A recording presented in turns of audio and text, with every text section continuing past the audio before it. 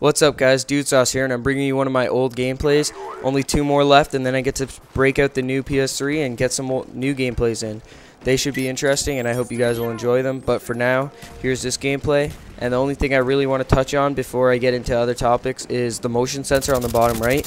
I used to use it because I could see the center of the map and know where to go. I'm placing it right here, see, in this main hallway thing. So I could see people go in, pick up a few kills, and go back to the outsides patrolling.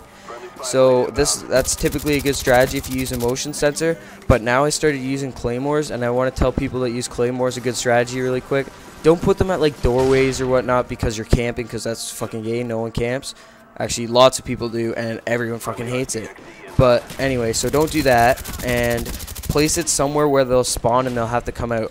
You'll see right about now, that way where that man just came out, you can place the claymore there and get a kill every single time, and then boom, you know they spawn switch because you got a kill. So it's basically a perfect spot. It'll feed your kill streaks and you'll be set the entire game. So, I mean, switch to claymores if you have trouble picking up that last kill. That's why I did it.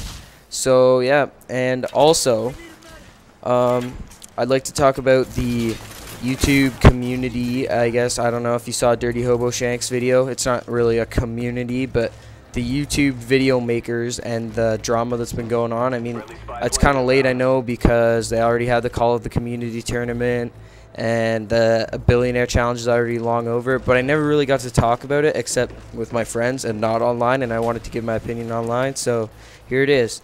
I think Alkali David or whatever his name was is a complete fucking douchebag. I don't know why he would suggest that.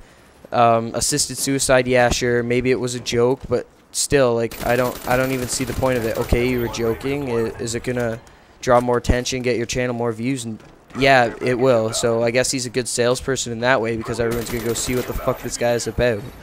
So I guess it's a good play on his part, but I don't know why he does it. Like, I think it's stupid, I guess. Anyway, so, and then the Billionaire challenge, the first one was 6 or 7 guys. I should have done my research, but I didn't. It was X-Jaws, White Boy, Woody, T. Martin, and yeah, a few others, I think. There's only 6 guys, and they played a free-for-all, and they allowed screen peeking, and it was basically the winner gets an all-expense paid trip to the man's Greek island that he owns, and he also gets $10,000, and X-Jaws won that, and I believe he donated a lot of it to charity, which is good to hear. And yeah, so the first one being such a success, the Billionaire did a second one where he picked team leaders, and it was the same 6 guys, I think, were the team leaders, and they each made their own team. He would give them all $1 million, and they would bid on players. So for example, you would buy Optic Diesel for 50 grand, and you would bid on him, and then somebody else would say, no, I want him for 100, and then he would go to that person because they bidded more.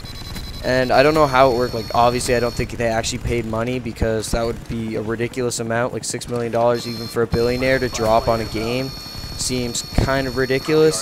So I don't think that was really, I don't know, I don't think it was really that plain as day. Like, you get 10 grand if you got bought for 10 grand. Anyway, it's a little confusing. So yeah, but people didn't like that either, especially when he talked about the assisted suicide, and someone made a joke about FPS Russia killing him, and it just didn't work, and everyone got really worked up about it, and I don't blame them. I was pretty appalled.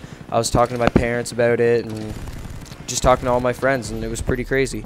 I just ran out of gameplay. As you saw, I went 28-0. You got to know your spawns on this map, so just keep that in mind. I'm going to talk on a black screen. So yeah, anyway, so Alkali David, he should have focused on the gaming and not gone off to getting like dildos, and he had girls in his live stream, and keeping it a little more G-rated, because yes, he said on his channel you had to be 18 before you entered, but who do you think these people are who do you think watch these Call of Duty commentators? Obviously it's 15-year-olds, 14-year-olds, even 10-year-olds that watch it because they play it and they want to watch these good people.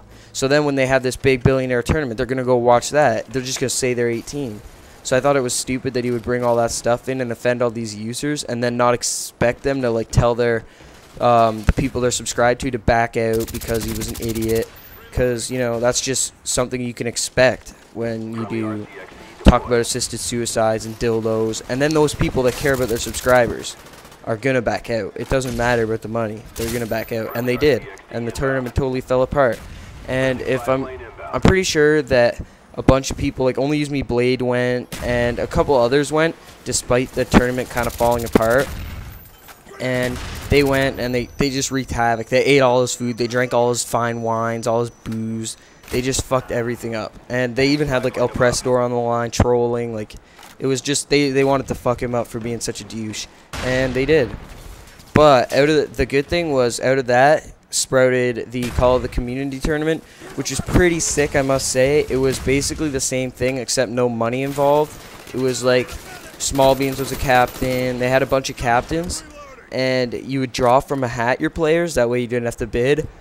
And so, for example, Small Beans team randomly drew Zerka, Snipinator himself, and then they had, each team got one pro, and apparently it's random, and randomly they got Zergriz. So they were a total sniping team, and their team was Call of Community Kings, which is pretty sick, abbreviated to COCS because, you know, it's the cock tournament. Penis reference. So yeah, it was pretty sick, and Small Beans basically went for trick shots the whole game. It was pretty fun to watch, actually, and I only got to watch little bits of it, though, unfortunately, because I've been out looking for a job a lot, which I'll talk about in another commentary, and basically I only got to see a little bit. I got to see Small Beans quad feed, which was pretty nuts. Hutch and Fwiz went crazy as they shoutcasted the tournament, but I didn't watch much of the other gameplays because I'm not interested by tryharding, because everyone can do it, really, if you put your mind to it. Not even put your mind to it, because it's a fucking video game. You just do it. So yeah, anyway, I didn't watch those, and yeah, so the Call of the Community tournament, check it out, or I think it's over now, so just look for some videos. It was pretty cool.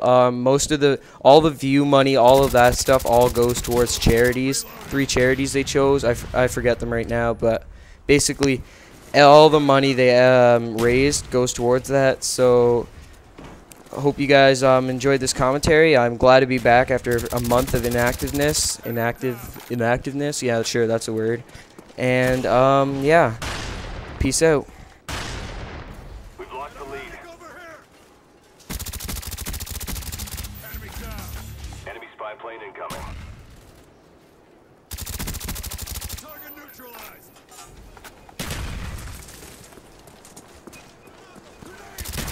We've taken the lead. SR-71 ready for deployment.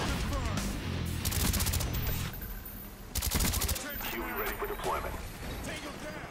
Friendly dogs inbound. Dogs waiting for your mark. QE on the way. Approaching target. Opening door. Get ready. Light 'em up.